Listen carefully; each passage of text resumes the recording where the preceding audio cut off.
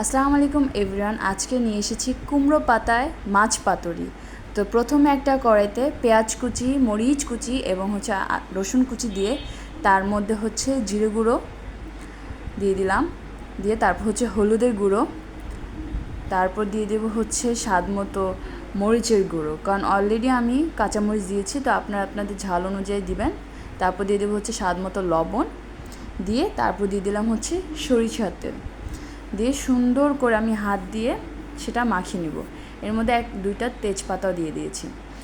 সুন্দর করে হাত দিয়ে ভালো মতো আপনারা মাখিয়ে নেবেন, পেঁয়াজগুলো যাতে একটু ভালো করে কচলিয়ে মাখাবেন, যাতে ভালো মতো মশলাটা মেখে যায়। এরপর আমি দিয়ে দিয়েছি শৈল মাছ। শৈল মাছটা আমি সুন্দর করে ছোটো ছোটো করে কেটে নিয়েছি, নিয়ে এখন ভালো মতো ওটাকে মাখিয়ে নিলাম। তারপর একটা কড়াইতে কুমড়ো পাতা এভাবে বিছিয়ে দিচ্ছি।